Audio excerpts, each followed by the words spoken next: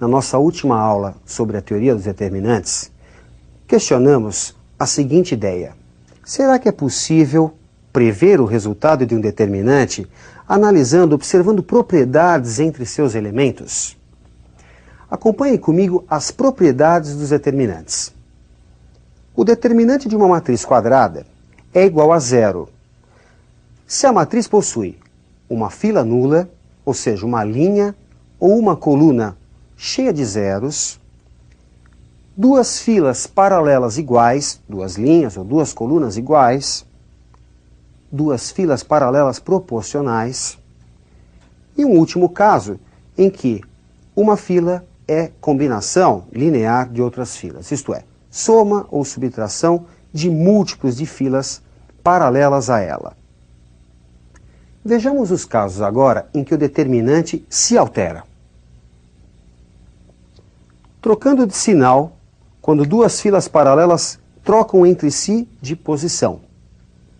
Ficando multiplicado por k, quando os elementos de uma fila, linha ou coluna, são multiplicados por k. E o caso mais cobrado nos vestibulares, ficando multiplicado por k elevado a n, n a ordem da matriz, quando a matriz é multiplicada por k. Bem, vejamos uma questão de vestibular para que você se familiarize com algumas dessas propriedades. Me acompanhe nesta questão. Julgue o item. Se A1, A2 até A9 formam uma progressão geométrica, uma PG, de razão Q, então o determinante desta matriz que você vê na tela é igual ao primeiro termo A1 multiplicado pela razão Q elevado à nona. Bom, gente, a primeira linha você encontra A1, A2, A3. Se temos uma PG, pode-se dizer que o A2 é A1 vezes Q, A1 vezes a razão. Já A3 é A1 multiplicado pela razão ao quadrado. De forma semelhante, observe a segunda linha, A4, A5, A6. Podemos dizer que A5 é A4 vezes a razão, A4 vezes Q, e que A6 é A4 multiplicado pela razão ao quadrado. De maneira também semelhante, A7, A8, A9, podemos dizer que A8 é A7 multiplicado pela razão, A7 vezes Q, e A9 é A7 multiplicado por Q ao quadrado. Com base em uma das propriedades, podemos colocar o A1, o A4 e o A7, fatores comuns na primeira, na segunda e na terceira linha, respectivamente, em evidência. E resulta A1 vezes A4 vezes A7, multiplicado por um determinante que possui linhas iguais. Fundamentado em uma das propriedades, podemos dizer que esse determinante, que possui linhas iguais, é igual a zero, uma das propriedades de anulamento. E resulta, portanto, zero, diferente do que foi dito no texto, de que o determinante é igual a A1 multiplicado por Q elevado à nona. Assim, trata-se de uma afirmação falsa. Bom, ainda temos mais algumas propriedades importantes sobre determinante. Me acompanhe nessas propriedades. O determinante de uma matriz quadrada não se altera quando trocamos ordenadamente as linhas pelas colunas. Isto é, o determinante de uma matriz é igual ao determinante de sua transposta. E uma propriedade bastante importante, o teorema de Jacobi, que diz que o determinante de uma matriz quadrada não se altera se somarmos a uma fila uma combinação linear de outras filas paralelas. Isto é, se somarmos a uma fila uma soma de múltiplos de filas paralelas. Vamos resolver uma questão envolvendo essas duas propriedades. Me acompanhe nesse exercício de vestibular. Qual o conjunto de solução da equação que você observa na tela? Note que no primeiro membro temos uma tabela entre barras. Trata-se de um determinante. Para simplificar a resolução desse determinante, podemos usar o teorema de Jacobi. O determinante não se altera se somarmos a uma fila, linha ou coluna, uma combinação linear de outras filas paralelas. Podemos, por exemplo, somar a primeira coluna, a segunda e a terceira.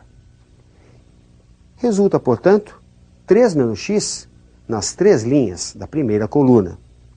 A segunda e terceira colunas permanecem inalteradas. 3 menos x é fator comum na primeira coluna. Podemos colocar em evidência com base em uma das propriedades. E para simplificar ainda o cálculo desse determinante, podemos multiplicar a primeira coluna por menos 1 e somar esse valor à segunda e à terceira colunas. Resulta 3 menos x multiplicado por 1, 0, 0 na primeira linha do determinante, 1 menos x e 0 na segunda linha do determinante e 1, 0 menos x na terceira linha desse determinante. Como todos os elementos acima da diagonal principal são todos nulos, resulta para esse determinante o produto dos elementos da diagonal principal, 1 vezes menos x, x ao quadrado. E temos, portanto, 3 menos x multiplicado por x ao quadrado igual a 0. Você sabe que um produto é zero quando um dos fatores for zero. Portanto, ou 3 menos x vale zero, o que nos fornece x igual a 3, ou x ao quadrado é zero, o que nos dá x igual a zero. E o conjunto de solução desta equação é o conjunto formado pelos elementos 0 e 3. Bem, na aula passada, vimos como calcular o determinante de uma matriz de ordem 1, uma de ordem 2, e a regra de Sarry, muito usada para um determinante de ordem 3. Vejamos agora o teorema de Laplace, que pode ser usado para determinantes de qualquer ordem. Me acompanhe na definição matemática desse teorema. Numa matriz quadrada, a soma dos produtos dos elementos de uma fila qualquer, pelos respectivos cofatores, é igual ao determinante da matriz. O cofator é calculado através da expressão menos 1 elevado à soma dos índices que indicam a posição do elemento, multiplicado pelo determinante do que sobra, quando tiramos a linha e a coluna do elemento. Para ficar bem claro o teorema de Laplace, vamos fazer uma questão de aplicação. Só a definição realmente fica difícil para você compreender esse teorema. Me acompanhe numa questão de aplicação feita passo a passo. Qual o determinante associado à matriz M que você nota na tela? Bem, como você pode perceber, na primeira coluna temos uma coluna de A. Baseado em uma das propriedades de determinantes, podemos colocar esse A em evidência.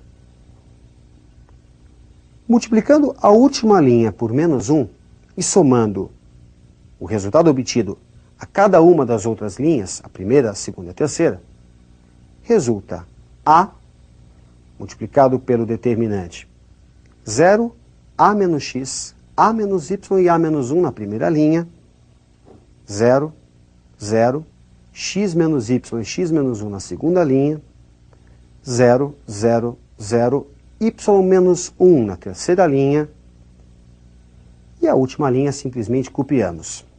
Veja que nós fizemos a multiplicação da última linha por menos 1 e somamos a cada uma das outras linhas, na primeira, na segunda e na terceira.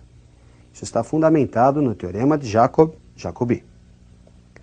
Usando Laplace na primeira coluna, temos A, elemento que já havíamos colocado em evidência, multiplicado pelo 1, que é o último elemento da primeira coluna, multiplicado pelo seu cofator.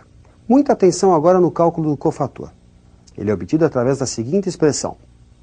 Menos 1, isso é da fórmula, elevado à soma dos índices, que é aquele 1 que indicam a posição daquele 1.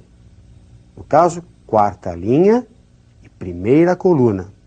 Portanto, menos 1 elevado a 4 mais 1, multiplicado pelo determinante do que sobra quando você elimina a quarta linha e a primeira coluna.